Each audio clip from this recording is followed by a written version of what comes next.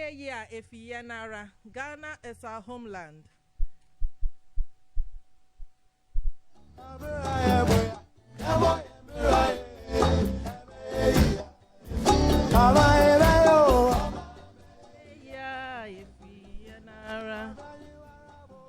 Yembo ya bira ya sebe ya Efiyanara. Sikanya bredo wafa timpawa yes na winya. It's a midday on a Friday and it's a cool afternoon.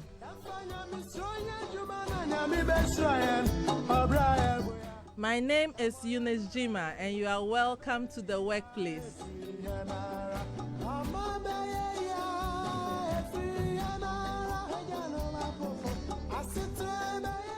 The workplace is live from GhanaCrusader.com and you can listen to us on GhanaCrusader.com, Ghana Crusader on our app, and Ghana Crusader Radio on Facebook Live.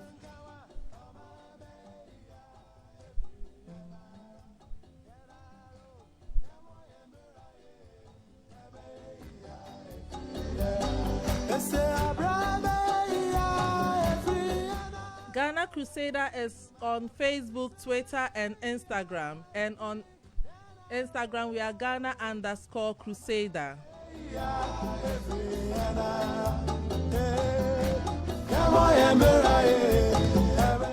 Today is the last day of the month. Have you been paid? As an employer, have you also paid your employees? How are we going to spend the weekend?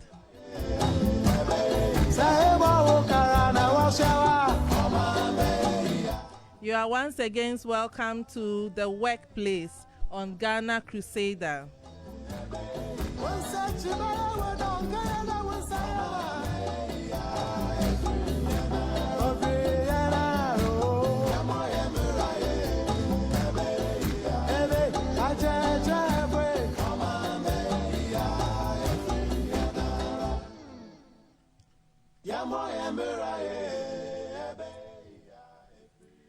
Okay, the workplace is our online radio program on Ghana Crusader. We are here to discuss work-related issues, HR-related issues, from employment to dismissal issues to maternity leave issues to different issues across the globe, across in the workplace. And today we are starting our program. We have lovely people I'm going to introduce to you as the show goes on.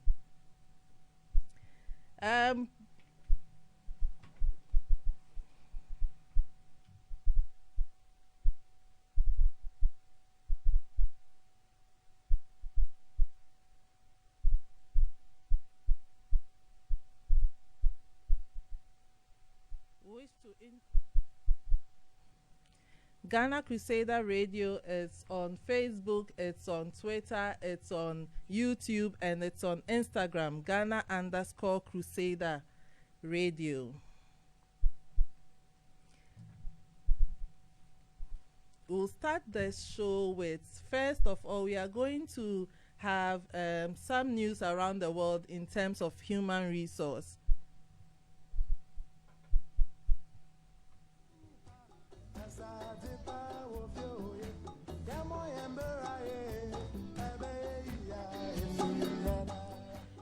Google and Apple are saying that now they don't need people to necessarily have a degree to employ them.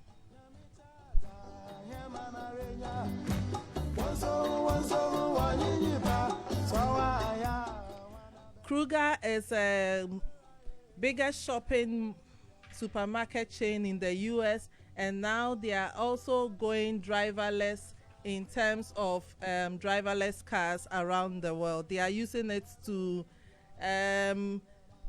deliver their groceries that people buy online. And the issue now going on with the issue of driverless cars is how many people are going to lose their jobs. There are tons of people going to lose jobs because we don't need them any longer.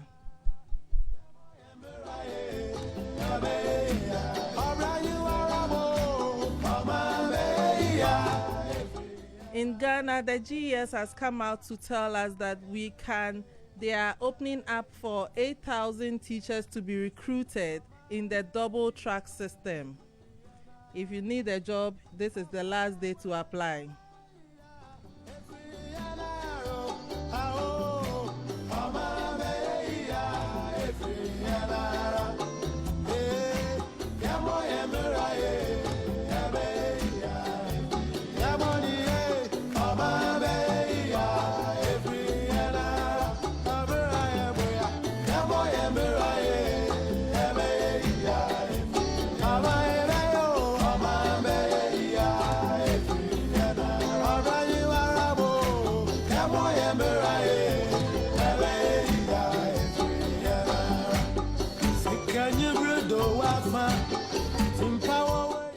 Once again, this is Eunice Gyimah on the workplace.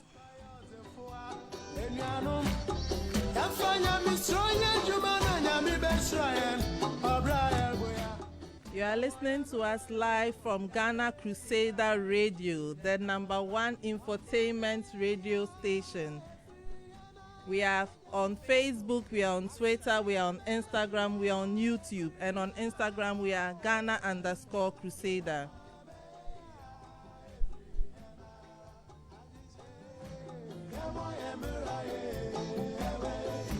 Okay, so now we are going to go into our discussion for today. This morning I have two wonderful guests with us. To my left is Miss Rhoda Boache Ansa. Rhoda, you are welcome. And then to my right is Stephen Annan. Stephen, you are welcome. Thank you.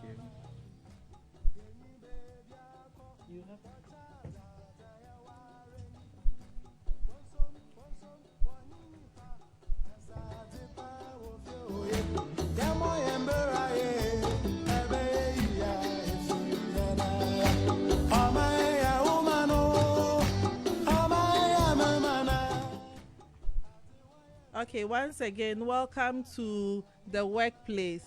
This morning, like I said, we have Rhoda and Stephen joining us here, and we would like to discuss one main issue that is going on in Ghana at the moment in terms of employment, and it has to do with downsizing.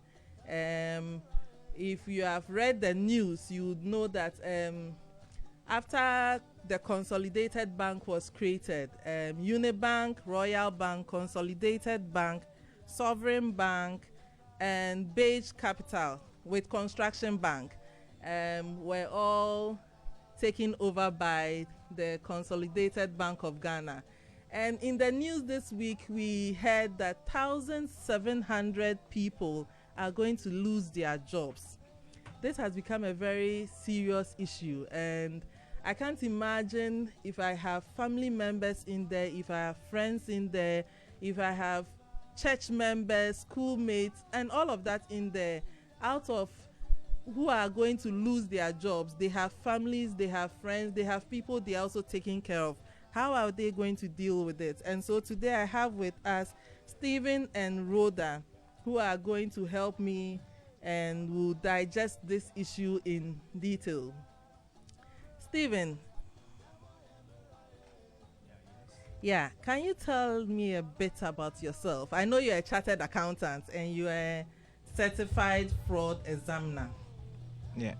Yes. What exactly is certified fraud examiner? Okay, to be a certified fraud examiner, to be regarded as a certified fraud examiner, it denotes a proven, expertise in fraud prevention, deterrence, and even detection. So when someone is a certified fraud examiner, it denotes expertise in these things. And the person is a member of the Association of Certified Fraud Examiners, which is based in the US. Wow. Certified fraud examiner. Okay, Rhoda, I know you from University of Ghana Business School. Can you tell us more about yourself and what you are also doing at the University of Ghana? Okay. I'm a student, an MPhil student with the University of Ghana Business School. In fact, I'm year 2 now. I'm also an administrator in one of the district assemblies in Ghana. Okay, okay, that's nice.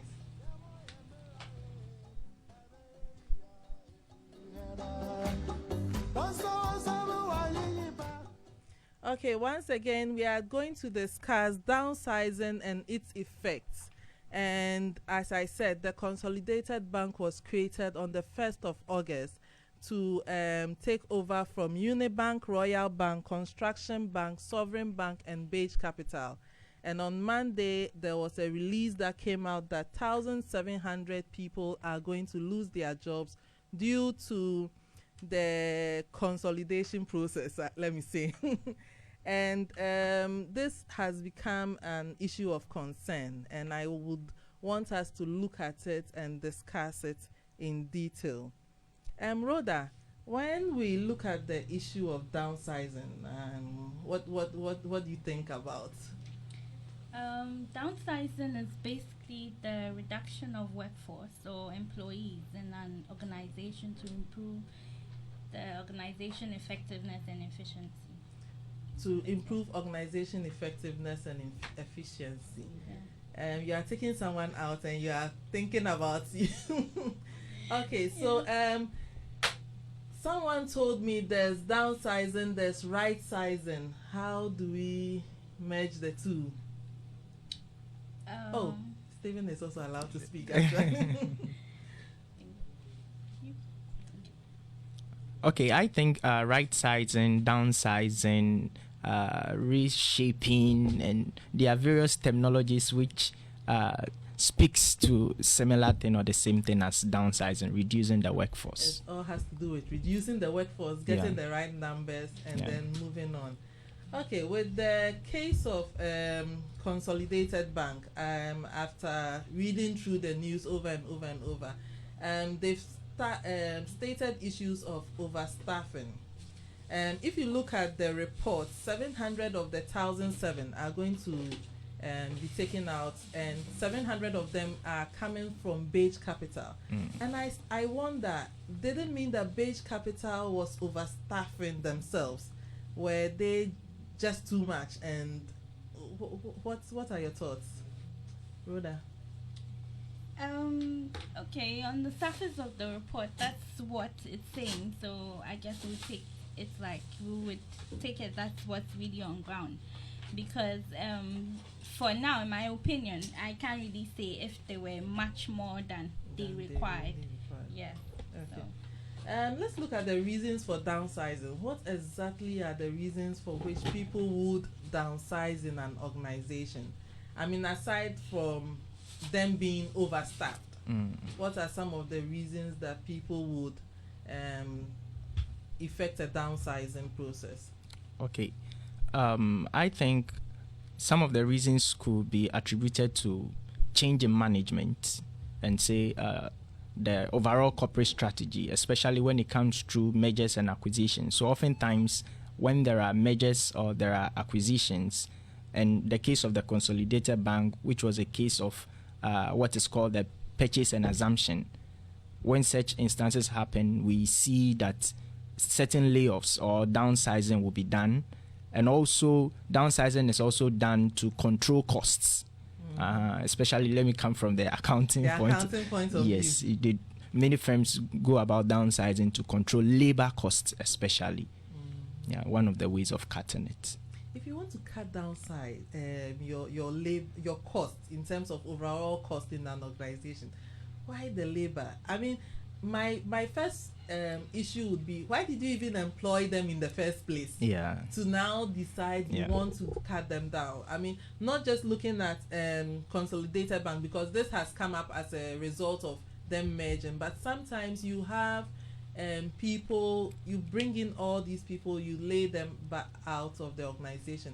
Why would we get to that point? We get to the point at times inevitably due to factors that play in every organization. But at times also we get to that point because of let me say certain foresight which top management could not execute, because many a times some of these things you see them coming and you make necessary arrangements to curtail them or to manage them. So at times management in areas they know they could have maybe managed the level of staff they have, you find them recruiting more, and at the end of the day when other factors change, then they'll be forced to go into downsizing. The economy, how does it affect companies and downsizing? Rhoda? The economy, it's if now we're talking about the CBGs, Consolidated Banks of Ghana. Looking at the economy from that perspective, they might. It depends. I think the major reason here is about the excessive workforce. I mean, the workforce in large numbers. So therefore, they will have to end up spending enough money, and these would end up being paid by taxes. Ghana's money. I mean, I think basically that is it, because I can't really relate it to the economy right now. I think it's basically about the excessive workforce. Yeah, also even in regards to the economy, when there's downsizing, you're going to see, especially with the number we are looking at here, 1,700, it is projected or estimated to be. It's going to have a huge effect on the unemployment rate, because surely there will be a lot of people who it will be difficult to integrate back into the working environment. So the unemployment is going to increase if something is not done about it. Also, you realize that it's going to have a lot of spiral ramification on families, because disposable income will surely be affected. Spiral what? Because if I say I'm someone who, let me say, I'm a breadwinner for a family, and now I do not have a job to fetch me, let's say, at least every month, to have that stable income for every month, then all my dependents, one way or the other, suffer for that, and it's going to affect the economy. So those are some of the effects of downsizing for people. People lose their jobs. People don't know what they are going to do. In this case, I hear they are actually letting them start small companies within that they can outsource certain things to. Let's say cleaning. Let's say hardware. And even with some people that I know have been laid off in previous organizations or previous years, some of them have come up with the fact that now, because Uber has become very accessible, some of them ended up once off. Some actually are leaving, I think today, and then some will be leaving maybe in the next ensuing months. Now, what happens when you are in the office and the first batch has gone? There's going to be a second batch. You are not even sure you're going to be in the second batch. And how are you going to deal with it? How is the organization also going to ensure high level of performance during that waiting period? Rhoda. These survivors, they are usually called survivors, those who stay within the organization. First of all, I think before the process should start, there should be kind of counseling, and they should sensitize them why some will be leaving and some will stay, and on what basis or what criteria some will stay and some will leave. So during that period, it's usually a very high period because it has psychological implications on the individual. So you're talking about fear, you're talking about anxiety, you're talking about anger, especially after the first tranche has been executed. So the organization has to make sure that education, sensitization is really done well. And then also some sort of counseling, even after months. So you're talking about before and after, because now the person is now have to put certain coping strategies in place to be able to survive. Especially, it's difficult for you to get back into the community or the society and even your family to explain that you were one of those that you have been let go. So it's a tough period then. So, and to improve organization performance, that's the only way out, because you have to, without a sound mind, you can have the best of any worker or any employee. The environment is not conducive enough. So I think counseling is the way forward. Counseling is the way forward with downsizing. Now, for if after, let's say, okay, everyone has finally left, we are now moving on. And one of the things that you'd realize is that now people are given more jobs. At first, you were doing just one thing. Now you are doing like 10 other things. And fortunately or unfortunately, it doesn't affect the money in your pocket. How do we deal with things like this? How do we ensure that things like this become, there's some level of success, there's some level of high performance? Because seriously, the employer is, in this case, it's not even his fault. I mean, the companies have been brought together. They have taken over, and now they have to deal with the fact that people might or might not be performing well. How do they deal with increase in workload and still ensuring that their staff are able to perform well? I want to borrow some words from what Rhoda shared, because when downsizing occurs, it's a very difficult situation for all category of employees, whether those who were directly affected and those who she termed the survivors. It's a very, very difficult situation. So to the survivors, which you are looking at here now, the survivors, it's also quite difficult because emotionally they would have been affected. So for companies or organizations, when they come out with such strategy of reducing the workload or the workforce, they should make sure that even the survivors, they go through the counseling. They should speak to the survivors, make the survivors understand, what happened, that they are valuable. They should not treat employees as a line item on the face of your accounts. They are not line items. They are human beings. So they should make them feel, that they are part of the organization, that maybe due to certain situations which are beyond or was inevitable, those things have happened. So now this is our new organization. Remind them of the values, that these are our values and this is our target. We want to reclaim the market or want to perform better, want to be outstanding. So everyone should, pull up, brace up for the challenges ahead, and let's, go on. Yeah, everyone should pull up and brace up for the challenges ahead. You are listening to Ghana Crusader Radio, and this is The Workplace with me, Eunice Gyimah. Today, as I said, I have as my guests Rhoda and Stephen, and we are discussing downsizing and its effects on an organization. Ghana Crusader Radio, you can find us on Facebook, you can find us on Twitter, you can find us on YouTube as Ghana Crusader, and you can find us on Instagram as Ghana_Crusader. Alternatives to downsizing. When you as a company, you want to downsize, what are the other alternatives we can look at?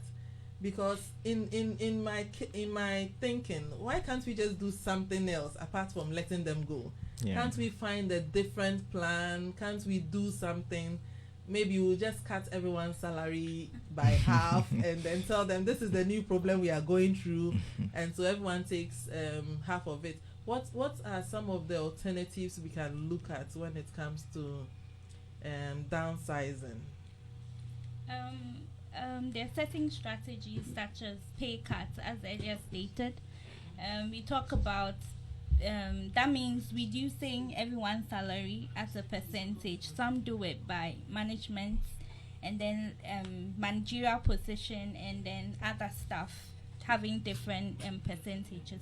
We also have pay freeze, where some people salaries are frozen based on certain performance criteria. Frozen means what exactly? You don't pay me my salary and I still work, or I'll be at home? You still work. Some Wow. some people do it on a shift basis. I mean, you come to work. Let's say you have 100 workers, 50 employees come to work this month and they are paid. Then they go home and the other also come. It depends on how you use it. But usually, I mean, for a worker to pay and work and not paid, I mean, it's illegal, especially Yeah. with our labor laws in Ghana. So that's not really an advisable strategy, but Yeah, that's and also another one. yeah, another or some other strategies organizations could employ as alternatives to downsizing could be providing early retirement packages. I know certain organizations, they wanted to downsize or reduce their labor force because I think certain technology had come to bear, which will reduce the number of people working on certain items. In such a case, they made an offer that these are the early retirement packages we have. Yeah.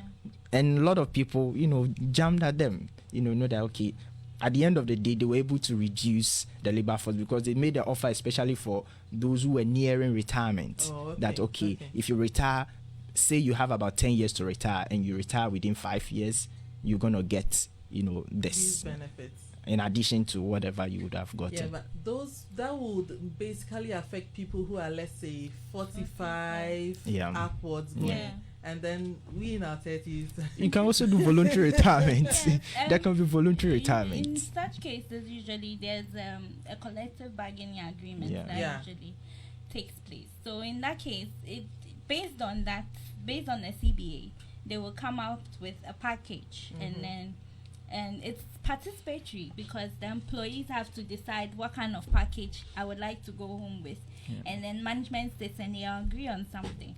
So in that case, it's much more attractive for people to voluntarily leave. And sometimes it's the most best strategy, in fact. Voluntary retirement. Because layoffs and downsizing things should probably be like the last resort for an organization. You should try other things, and if maybe it's not pulling up, then it could be the last because of the negative effect it could have. If not properly managed. It's a serious thing now, and it's really worrying when you have to think about all those who are leaving and what might happen to them or what might not happen to them. But then, well, life moves on. I think there's definitely a plan they have for them. Soon we'll be speaking to an industrial relations expert on the topic, and so we'll speak to him on it. Hi, he's online.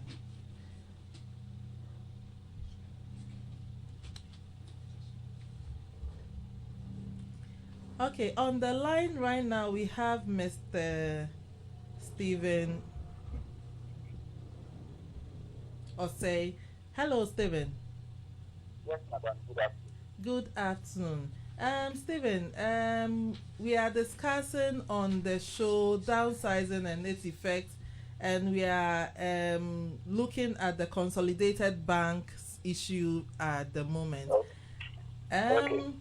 As an industrial relations expert, when employers decide to downsize, what would you advise that they do? What's the process they have to go through? How do they ensure that the downsizing goes well? Those who are leaving leave happily. Those who are remaining still ensure that the work moves on successfully. What would you say to it? Okay. Thank you very much, and let me say good afternoon to your listeners and discussants in the studio. I think if you decide to embark on some downsizing, it's usually a right that only the employer can exercise. So for me as an employee, I can't go to my employer and say downsize. It's a decision that rests solely with the employer, and it's a right that we enjoy even under our current labor law legislation. Referring to the labor law, I would want all of us to bring our attention to Section 65. That part of the law clearly establishes what structures need to follow or the processes that need to be followed before we can say that ideally a redundancy exercise has been successful or it has been complete. Section 65, right? Yes, Section 65. Okay, you can go on. Okay. just to paraphrase so that I don't spend too much time Okay. and the others can also come. Ideally, if I decide to engage in a downsizing exercise as an employer, clearly that would mean that some people are going to lose their jobs. The law provides that I am supposed to inform the chief labor officer, and if my entity has a trade union, I should inform the union as well 3 months before the effective date of the relationship being terminated. And I should at least some reason for which I am engaging on that exercise. Okay. The second step is that I am supposed to consult the trade union concerned. Okay. And look at ways that we can mitigate the effect of the downsizing exercise. The next one is that we would have to negotiate sort of some package that would see the relationship go to an end, which is mostly referred to as redundancy or redundancy pay. Okay. So I think that is what is supposed to be. And we should agree on all of these, go through all of these processes before we say that, okay, then from 1st September, you still picking an employee of Ghana to say that or any entity of a sort. Okay. So that is what our law says we should do. Are organizations really following this? Well, I'd answer this in twofold. On the red part, yes, they are. And you will find that for the very well established ones, these are not really to them. Just say with the mining companies, food and beverages, those areas where there are well laid out structures, writing to the chief labor officer, informing the union, the worker concerned, those processes are not easy to them because periodically they do exercises, so it's not easy. For the not properly established field, you find that they don't write to the chief labor officer. They don't inform the union if there is one present. And even sometimes, in the absence of the union, they're supposed to inform the workers 3 months before the meeting. But in those cases, you find that they call you into a meeting. Oh, for some time now, things are not going well for us. So maybe from next week, you see a worker of this organization. That is the breach of what the law allows you to do. Okay. Yes. And if I can quickly add it, Okay. the essence of that 3 month period, again, moving into the earlier point I made that we're supposed to discuss ways of mitigating the effect that the downsizing is going to have on the worker and even on the organization as well. Okay. Yes. So that if within that 3 month period, I can find you an alternate employment, Yeah. then I don't necessarily need to let you go. Okay. Yes. Or if within that 3 months your things pick up and you don't need to downsize, then we just inform, maybe do a memo or 2 letters and say, initially this was where we were headed, but now that things are taking the positive turn around, we're looking at keeping the relationship going. Okay. Thank you, Mr. Stephen. We will be in touch again. That's fine. Anytime, madam. And tell your discussion to the office. I'm enjoying the discussion. Definitely. Thank you very much.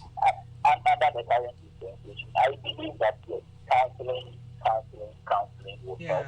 Yeah, counseling will definitely help. I also strongly believe that maybe we should look at how we approach this whole exercise of downside, so that if we apply some proper finances, we are open and honest about it.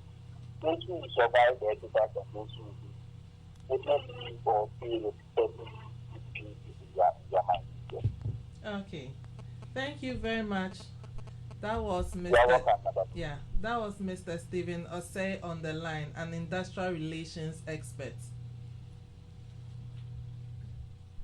Okay, he spoke about 3 months period that they have to go through and all of that. I think he's a bit busy, so I had to just end it so that we can also discuss more. I don't know if they have spent 3 months and the news is already out. Maybe they started the process even way before the measure or the takeover. But well, it depends on what's going on. We would have to find out more on that and see how things go when it comes to that. But then, like we are saying, it's not an interesting process, it's not a fun process, but we hope that they would go through some level of counseling, they'll go through some level of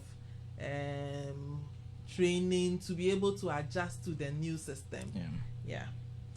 If you are listening to us, we are live on Ghana Crusader Radio. This is Ghana Crusader Radio, and you are listening to The Workplace with me, Eunice Gyimah, and today I have with us Rhoda and Stephen. Ghana Crusader Radio is on Facebook, Twitter, Instagram, and you can find us on YouTube also. We also have an app. If you'd like to know, we have an app that can be downloaded from the Play Store. You go to Play Store, you type in Ghana Crusader Radio, and you would find our app over there. Download it, listen to us. We have wonderful music, we have wonderful information, we have so much to learn from and so much to know about. Back to downsizing. So after everything is said and done, the downside, people move on.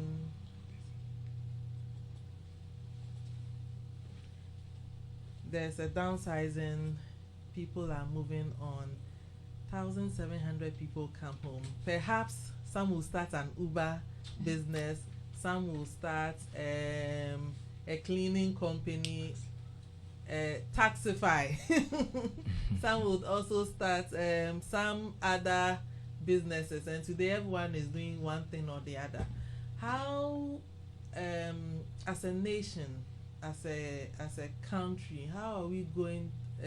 Unemployment going to reduce when, in the wake of all these downsizing here, companies closing down and all of that? How is government going to ensure that unemployment rates come down? I learned the finance minister, I read in one publication that he has said that government have plans, in place to manage this situation, because aside that, it's gonna be very, very difficult, because the employees who are going home, it's gonna really be really tough on everyone, themselves and even those who are connected to them. It's gonna be tough. So I believe government can try to help, maybe with outplacement programs. Maybe many of them will be transiting. They've spent all their lives, say, in the banking industry, and now the banking industry, because of the recent strict regulations, I would say, and also we also believe in impending measures and what have you. The banking industry will not be friendly for them to let me say jump or be poached and all whatever, because every other banks are trying to regulate and minimize things here and there. I mean, I'm aware of Omnibank and Sahel Sahara. I hope it doesn't lead to some level of downsizing. We hope so. We hope so. We heard about GN Bank. We are not. I'm not really sure about that one, because they said one thing the other day. I'm not really sure, but let's hope and see that this level of unemployment rates come down, and we don't have to deal with them.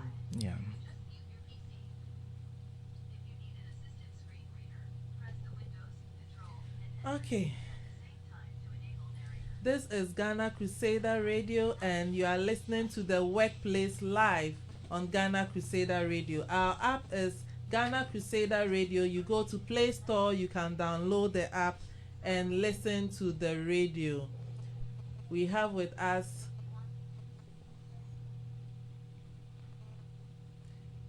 Rhoda and Stephen, and we have been discussing the downsizing at the Consolidated Bank.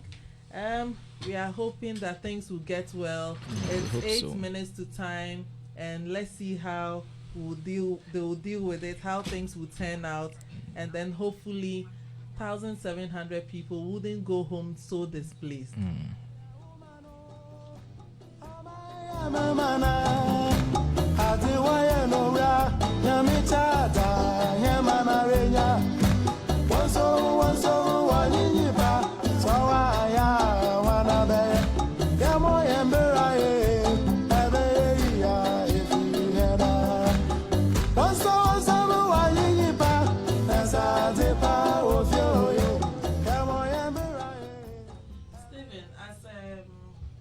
As a financial expert, chartered accountant, I would want you to advise with companies, when you are recruiting, when you are doing all these spendings, how do we ensure that we don't come to the point where we have to close down, we have to downsize, we have to cut things? How do we, as growing businesses, ensure that as the company grows, it becomes better and not come back to a bad situation? Yeah, it's all lies on management. It all falls on management. How management will be able to. Some of these things can be preempted. You can actually see that how we are going. The rate of our growth will not be sustainable because of, let's say, from our finances, we cannot sustain our growth. The revenue we're getting cannot match our cost. Our cost is galloping and flying up here and there. So maybe you can try to control certain costs, but in cases whereby it becomes inevitable, that is always the sad aspect and sad reality of the matter, because you can't be in an organization and because of, let's say, issues, organization will not pay you, and they'll be going for, let's say, they get a loan or what have you, and they'll use it to pay. It's not sustainable. I even learned with the Consolidated Bank, one of the reasons why they are having some of these downsides, I learned the current staff force they have, they spend a month about 50 to 60 million Ghana cedis. So imagine, within a year, the 450 million or so that was pumped into it will be off. So it's quite a sad reality, but every management or every member of every company's management team should try to step up their game and preempt certain things and make adequate policies to help the firm. Okay, Rhoda, what are your last words? I would like to advise management of companies. HR managers. You are into HR, and you are the ones employing all of us. Yeah, but we don't do that in isolation. Yeah, definitely. So when it comes to downsizing, we shouldn't just be quick to act, because most of the time we look at the financials and forgetting the humans that are working. And when it comes to employment too, we should make sure we employ the competent staff, people with the requisite skills you're looking for. In that way, when the focus is there, you don't have to employ excessive workforce. Also, we should also, as HR managers, we should also do performance management, not performance appraisal. Performance management. Yes, as the person is performing the task or the job, you are evaluating the person. It should be a continuous process. So in that case, you end up realizing that, this person is not performing well. What does he need? What does she need to perform well? Do I have to do away with the person before it gets to the bloated workforce that you have to now deal with? Because that one, the cost will be higher than you anticipate. So HR managers take note. HR managers take note. Management take note. Let's manage our businesses to prevent these problems in our companies.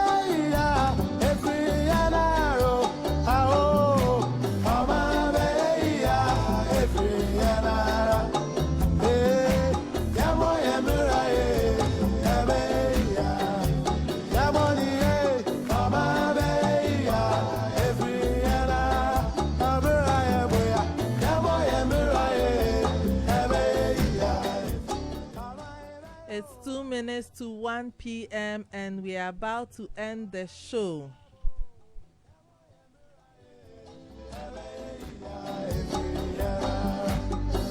Can you breathe the wafa? Simpower yes na winya. Yamin shira, mama ni payo zefoa. Enyano